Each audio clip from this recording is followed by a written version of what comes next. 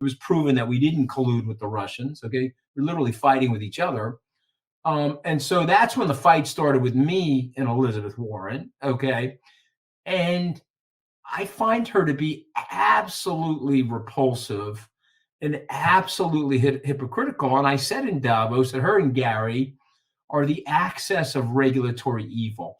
They literally have decided that Scott Melker may have made some money. I always tease Mike Novogratz. I said, it's really you, Noah, because you made over $1 billion with this shit. And she knows you personally. And she's very upset about that.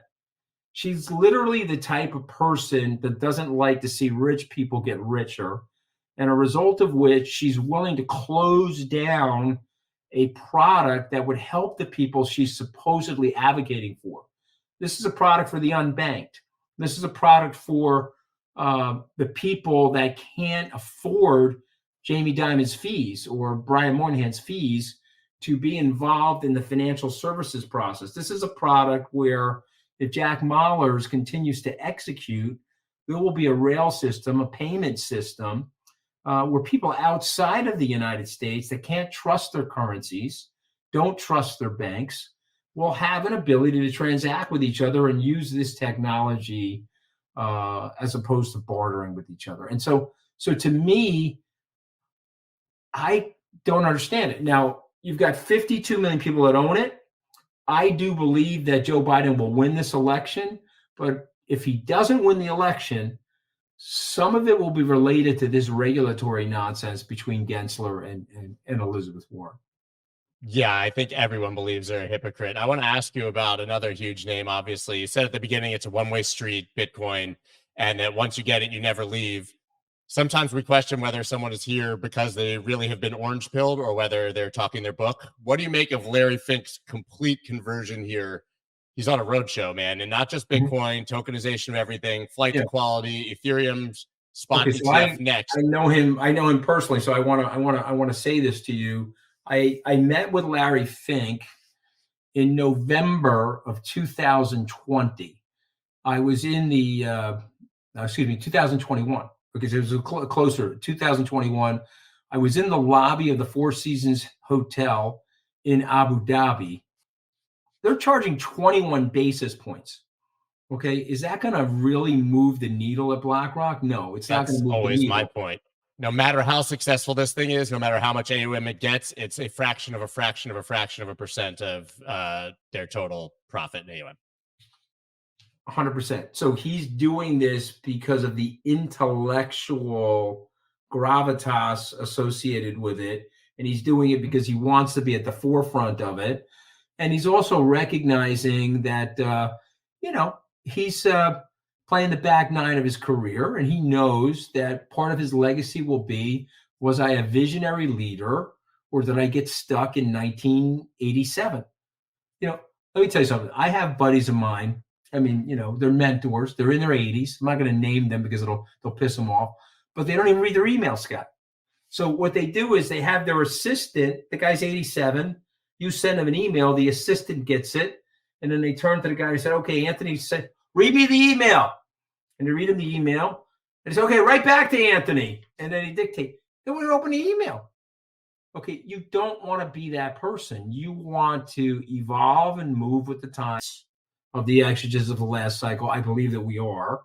And I think that when Kramer said that Bitcoin can't find a bottom or can't find a floor or whatever the hell he said, and that was like the interim low, it's not inconceivable to me that Bitcoin is 55,000 by the halving. It's not inconceivable because you have the demand pooling and you have less supply that's going to be offered up to meet that demand.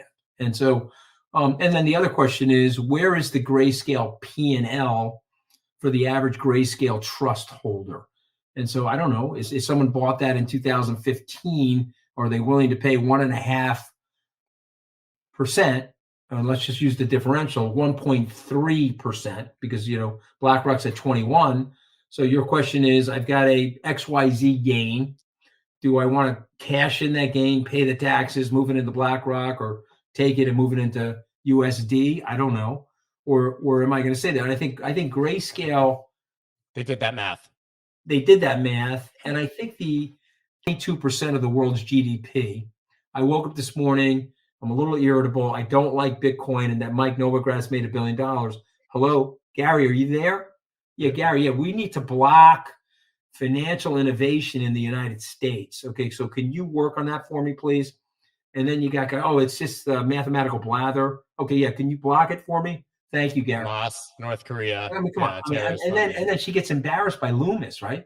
So Loomis is like, okay, there's $900,000 of money laundering on Bitcoin, 900 million on the other USD. But I mean, she's embarrassed. I mean, it's embarrassed. It's actually. I love watching her get community noted on every tweet now. But yeah, go ahead. No, the one beauty. Look, there's some pain in social media, and there's some bots that are irritating, and kids are probably being cyber bullied. But there is a big benefit to this sort of cluster. I don't want to use the F-bomb, but a cluster F-bomb in social media, because somebody like Elizabeth Warren cannot get away with this stuff. Broken. So I literally made sure that I stayed home from work and did this in the office first. What an amazing guy, man. One of my favorite guests. Always a pleasure to have him. We're actually working, honestly, we're working on a crypto kind of Shark Tank show with myself, him, Mario Nawfal, Rand Nooner, and Scaramucci. That's hopefully coming down the road. But I have the worst hair of everyone. It's terrible. Look, this part is just standing up. You see that? I can't do anything about that. Can't do anything about it. Anyways, if you loved Anthony Scaramucci, then you're going to love our next guest from Texas. Of course, Christopher Inks. He's no Texas West Capital. That guy. What's going on, man? Got nothing on you. Yeah, I love that, actually. That was a lot of really interesting perspective on Fink. I don't know if you were listening to that, but that was pretty crazy that he, I'm convinced now he's really orange-pilled.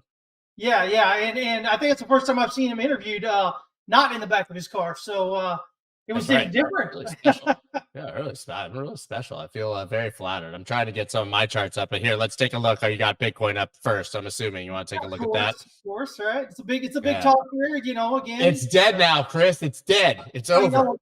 If it does break down, we've still got that secondary target here at 35,700, and what that is based on this count, that's the 50% retracement there, which is a usual secondary target that we use for wave 4. You can see that the 38.2, the initial target, was right here at that S1 pivot.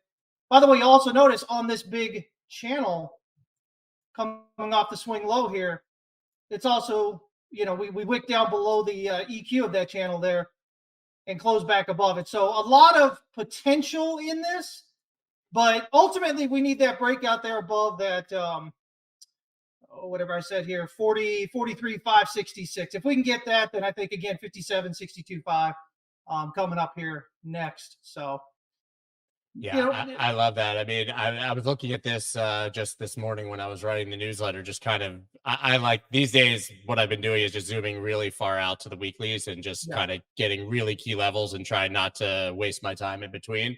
I've had this sort of area right